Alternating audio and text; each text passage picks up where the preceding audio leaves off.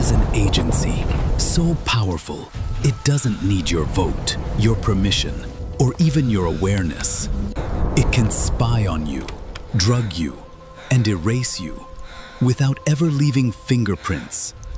In 1953, they kidnapped a man off the streets of Italy, locked him in a secret prison, and beat him for 14 months straight, only to later admit they had the wrong guy. They once drugged people with LSD just to see if the human mind could be broken. Some never came back. They funded rebel armies across Central America, arming teenagers, training killers, and watching from a distance as entire villages burned.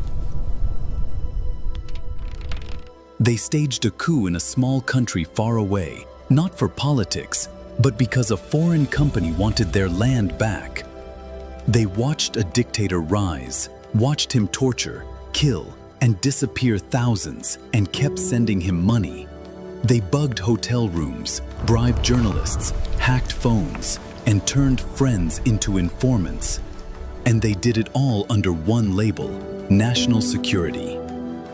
Since 1947, the CIA has operated in the dark, a force without borders, without checks, without consequences. They don't just observe history, they create it. In this documentary, we're going to uncover the CIA's most shocking missions, the ones they swore would never be made public. The secret prisons, the mind control experiments, the accidental deaths, the global cover-ups, the things that still haunt people to this day. Because once you understand what they've done, you'll never look at the word security the same way again. It began with a war so vast, so brutal, that the entire world was forced to pick a side. World War II didn't just change borders, it changed the rules. By 1945, the United States had defeated the Nazis, but discovered something else in the process. Information was the most powerful weapon of all. During the war, America had created a small intelligence agency, the OSS, the Office of Strategic Services. It was built for one purpose: spy, sabotage, survive. They recruited professors, gangsters, actors, even a future movie director. They blew up bridges, they forged passports, they listened, watched, and whispered behind enemy lines. But after the war ended, the OSS was shut down. America believed it didn't need spies anymore. The enemy was gone. They were wrong, because within just 2 years, a new enemy emerged. One that was harder to find and even harder to trust: the Soviet Union. Suddenly, the world wasn't divided by countries, it was divided by ideology. And in this new Cold War, America didn't need soldiers, it needed secrets. So, in 1947, President Truman signed the National Security Act, and with one pen stroke, a new agency was born: the Central Intelligence Agency, the CIA. But this was no ordinary department. It didn't wear uniforms, it didn't hold press conferences, and its mission was left deliberately vague. All it said was, "The CIA shall perform such other functions and duties as the President may direct." That single sentence gave them almost unlimited power. They had no rules, no roadmap, no oversight, and behind their doors, the Cold War became a dark war. In the coming years, they would experiment on civilians, topple entire governments, and make decisions that would haunt history. Because for the CIA, this wasn't just about protecting America. It was about controlling the world from the shadows. The year was 1953. The CIA had only been around for 6 years, and already it wanted to change the world. Not with speeches, not with soldiers, but with silence. Their target? Iran.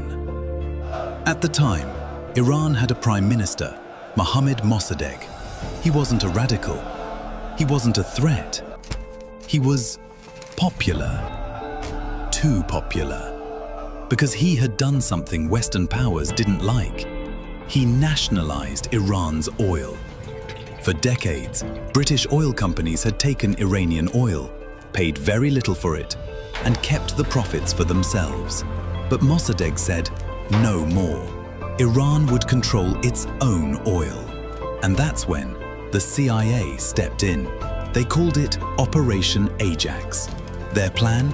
Bribe local newspapers, pay street thugs to start riots, spread fake news, and create so much chaos that the people would beg for order. And when the moment came, they helped install a new leader, the Shah, a monarch loyal to the West. Mossadegh was arrested, his supporters disappeared, and Iran now had a king backed by American power. It was the CIA's first regime change, and it worked. So they did it again.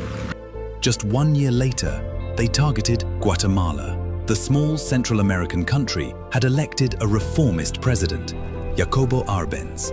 His crime? He tried to take unused farmland from a giant American company and give it to poor farmers. The company? United Fruit, heavily connected to US politicians, including some with close ties to the CIA. The operation was codenamed PB Success. CIA planes flew overhead. Fake radio stations spread panic. Mercenaries invaded from nearby countries, and just like Iran, the government collapsed. 2 countries, 2 coups, all within 2 years. And both completely hidden from the public. No fingerprints, no accountability, no headlines, until decades later. But inside Langley, Virginia, CIA officials were celebrating. They had found a new weapon. Regime change. Cheap, quiet, and incredibly effective. But there was just one problem. Once you learn to topple governments, you don't stop. You just look for the next one. After Iran, after Guatemala, the CIA had learned something dangerous. Controlling people was easy, but controlling the mind? That was the next frontier. By the late 1950s, the Cold War wasn't just about bombs and spies anymore. It was about control, information, perception, behavior. And in secret, the CIA launched a project so terrifying, even the agents working on it didn't fully understand what they were doing. It was called MKUltra. The idea? To discover how to break a human mind, reprogram it, turn enemies into allies, turn civilians into weapons. They weren't trying to protect America anymore. They were trying to create human tools. How? Drugs, hypnosis, isolation, sleep deprivation, electroshock, and psychological torture. All done not on volunteers, but often on unknowing civilians. One man thought he was checking into a hotel. He was slipped LSD without consent. He jumped from a window days later. The CIA called it a suicide. But years later, documents revealed they had been watching him the whole time. In prisons, they tested drugs on inmates. In hospitals, they worked on psychiatric patients, people who were already vulnerable. Some were lobotomized. Some were held in sensory deprivation chambers for weeks. Some forgot who they were permanently. And the worst part? There were no written rules, no regulations, no limits. One scientist, Dr. Ewan Cameron, used MKUltra funding to experiment on children. He would erase their memory, then try to rebuild their personality from scratch. These weren't foreign prisoners. These were American and Canadian kids. And all of it was funded by the CIA. When journalists and investigators finally uncovered MKUltra decades later, even Congress was horrified. But most of the documents, they had already been destroyed, burned, vanished. Only fragments remain. But those fragments paint a picture more disturbing than any spy novel. A government agency that tried to turn the human mind into a weapon and nearly saved. And this was just the beginning, because while MKUltra was being shut down in the shadows, the CIA was already moving on to something even bigger, controlling entire countries without firing a single bullet. By the 1960s, the CIA had mastered the art of destruction. They could topple governments, collapse economies, ignite revolutions, and leave behind no trace. But now, they wanted more than chaos. They wanted control, not just of borders, but of people, of ideas, of truth itself. So they began building puppet governments. Leaders who looked independent but answered to Langley. They weren't chosen by votes, but by CIA memos. One of the first was in Vietnam. The CIA backed No Dinh Diem, a Catholic leader in a Buddhist-majority country. He was harsh, corrupt, and increasingly unstable. But as long as he fought communism, the CIA supported him. When his people protested, he sent tanks to crush them. When Buddhist monks began setting themselves on fire in the streets, the world watched in horror. But the CIA, they stayed silent. Until Diem became a liability. Then they gave the green light and he was assassinated by his own military, with America's silent approval. Thousands of miles away, a similar plan was unfolding. Chile, 1973. The country had elected a leftist president, Salvador Allende. He wasn't a dictator. He was democratically chosen, but he believed in socialism, and that was enough. The CIA began working behind the scenes. They funded opposition newspapers, bankrolled truckers to create shortages, bribed military officers. Then, one morning, fighter jets roared over Santiago. They bombed the presidential palace. Allende died. Within hours, a new leader was in charge, General Augusto Pinochet. He immediately declared martial law, dissolved Congress, rounded up thousands of civilians, and began what he called a cleansing of the country. Torture centers, disappearances, executions. The CIA knew, and the US government, they called it a necessary correction. But it didn't stop there. Over the next 2 decades, the CIA helped support and sometimes create puppet regimes in Argentina, Brazil, Indonesia, Zaire, El Salvador, Honduras, Nicaragua. In each place, a familiar pattern. Support a leader, watch him turn violent, silence the press, crush protests, and when it got too bloody, deny everything. By the end of the Cold War, the CIA's fingerprints were on dozens of governments around the world. They didn't invade countries, they just rewired them. But all of this had a cost. Because while America was building puppet states abroad, its own democracy was starting to rot from within. For decades, the CIA worked in the shadows of foreign nations. But in the 1970s, those shadows began creeping into America itself. What started as foreign intelligence quietly became domestic surveillance. The mission? To find threats, to stop plots, to protect national security. But somewhere along the way, they started watching everyone. And this is more. They called it Operation Chaos. Officially, it was created to track foreign influence during the Vietnam War. Unofficially, it spied on American citizens. The CIA began compiling secret files on activists, students, journalists, anyone who spoke out. They tapped phones, intercepted letters, infiltrated protests. They even created fake organizations just to lure in people they suspected, all without a single warrant. And interesting D-file defactors is discussed each contact and school location.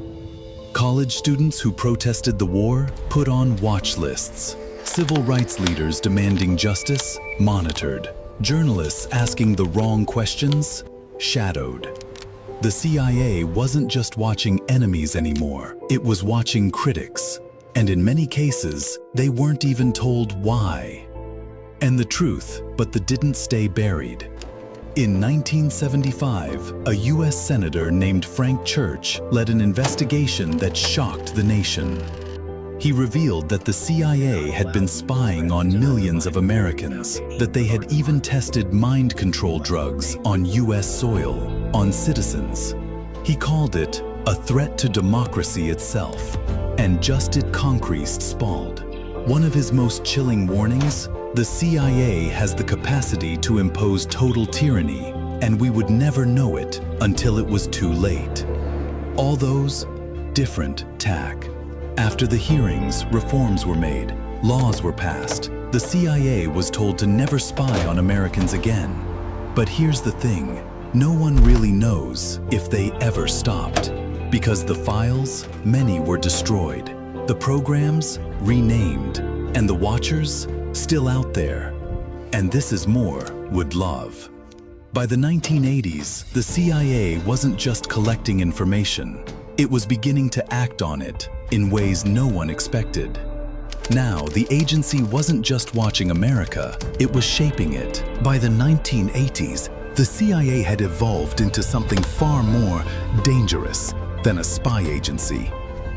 It wasn't just collecting secrets anymore. It was engineering wars without ever stepping onto a battlefield. They had learned how to fight in the dark. No uniforms, no flags, no accountability. They called it covert action. But let's call it what it really was: shadow warfare. One of the first major shadow wars was in Afghanistan. In 1979, the Soviet Union invaded, and almost overnight, the CIA saw an opportunity. Bleed the Soviets dry, just like Vietnam had bled the US. So they launched Operation Cyclone, one of the most expensive covert wars in American history.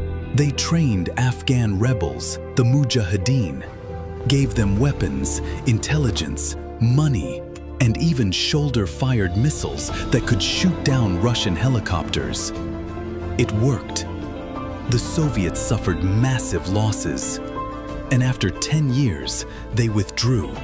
America declared victory, but there was a cost. Many of those fighters would later form the Taliban. Some even joined Al-Qaeda, but the CIA wasn't done. Next stop, Central America. In Nicaragua, the left-wing Sandinista government had taken power. The CIA didn't like that. So they began secretly training a group of rebels, the Contras. They armed them, funded them, and unleashed them on villages and cities. But there was a problem. Congress had banned funding for the Contras, so the CIA got creative. They illegally sold weapons to Iran, America's enemy, and used the profits to fund the war. When the story broke, it was called the Iran-Contra affair. It almost brought down a presidency. But no CIA officer went to jail, not one. In El Salvador, the CIA supported a brutal right-wing regime, mass executions, assassinations of priests and civilians, entire families wiped out. In Guatemala, same playbook. In Angola, same strategy. In Zaire, Sudan, Laos, Cambodia, Libya, all across the globe, secret wars were being fought. No news coverage, no public debates, just quiet death. And here's the most terrifying part. These wars weren't declared. They weren't approved by Congress. They weren't even fully known by the president sometimes.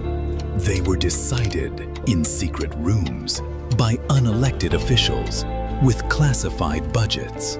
This was the CIA's shadow empire, a second foreign policy, invisible, unaccountable, and unstoppable. And just when the Cold War ended, and the world thought maybe the CIA would finally slow down, a new enemy appeared, one even harder to find. even harder to fight, and it would give the CIA more power than ever before. September 11th, 2001, the day that changed everything. When the Twin Towers fell, so did every limit on government power. So did every limit on government power. And in the chaos, the CIA was handed something it had never truly had before: total freedom. No oversight, no accountability, just one mission: stop the next attack, no matter what it takes. Within hours, CIA teams were on the ground in Afghanistan, but this time, they weren't there to gather intel. They were there to hunt. Targets were marked, strike lists were drawn, and for the first time in history, the CIA became an armed force. They launched drone strikes, they coordinated kill missions, they dropped bombs in secret on villages that never knew they were even on a map. Sometimes they hit terrorists, sometimes they didn't.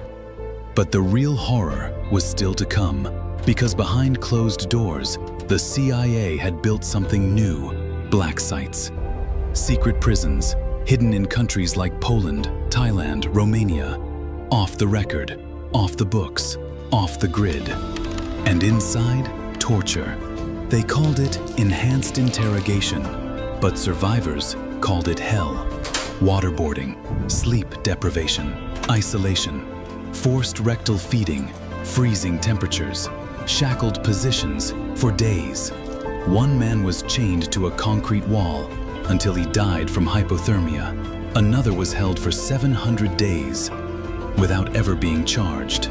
Some were innocent, some were mistaken identity, some were tortured just in case they knew something. When whistleblowers came forward, when journalists exposed the truth, the CIA didn't apologize. They defended it. And Congress? They wrote a 6,000-page report documenting every abuse. Most of it still classified. Meanwhile, back in America, the surveillance began. With the Patriot Act, the CIA and NSA could now collect your phone calls, read your emails, monitor your online searches, track your location, store your metadata indefinitely. You didn't have to be a terrorist, you just had to exist. One whistleblower, Edward Snowden, revealed the scope of this digital spying. Billions of records, millions of people, all stored in servers under the Utah desert. The US government called him a traitor, others called him a hero. Either way, he showed the world the truth. You were never alone. By the end of the 2010s, the CIA had changed completely. No longer just a spy agency, it was now a paramilitary force, a tech surveillance empire, a geopolitical chess master. And in chasing enemies abroad, it had created a world where no one could truly be free. Two wants to be again, each time. But here's the question. Did it ever actually make us safer? Or did it just make us watched? The Cold War ended. The towers fell. Wars came and went. And yet, the CIA never disappeared. It just became harder to see. In the 2020s, the CIA stopped making headlines. No coups, no black sites, no drone footage leaked to the press. At least, not the kind you'd notice. Because the CIA wasn't scaling back. It was scaling inward, becoming smarter, faster, invisible. Now, the real power isn't boots on the ground, it's data. The CIA has turned its focus to cyber intelligence, monitoring algorithms, financial systems, facial recognition, digital behaviors, your phone, your smart TV, your fitness tracker. They all talk, and the CIA has ears. They no longer need to plant bugs. You bought them yourself. You carry them everywhere, and that is the genius of it. They've partnered with tech giants, built backdoors into encrypted apps, helped fund startups that specialize in surveillance tools, all in the name of national security. And you'll never even know it. But that's not all. The CIA is now working with AI prediction models to forecast revolutions, economic collapses, even individual behavior. They're not just watching the present, they're modeling the future. And while the public focuses on TikTok bans and fake news, the real game is being played 10 steps ahead. They've even moved into information warfare, fake social media profiles, AI-generated videos, narratives shaped from the shadows, influence elections, destabilize movements, rewrite public perception. All without firing a bullet, all without leaving a fingerprint. And perhaps the most unsettling question of all, who's watching them? Because the CIA isn't run by elected officials. It doesn't answer to the public. Its budget is classified, its actions are redacted, and its power is growing.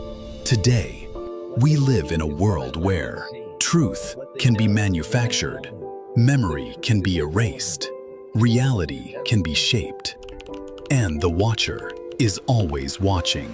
The CIA doesn't need to silence you anymore. It just needs to drown you in noise. So, next time you wonder why certain stories vanish, why certain voices are silenced, why you feel like something's off, but you can't quite explain it, just remember, it's not paranoia if it's real. This was the entire history of the CIA, and chances are they already knew you'd be watching.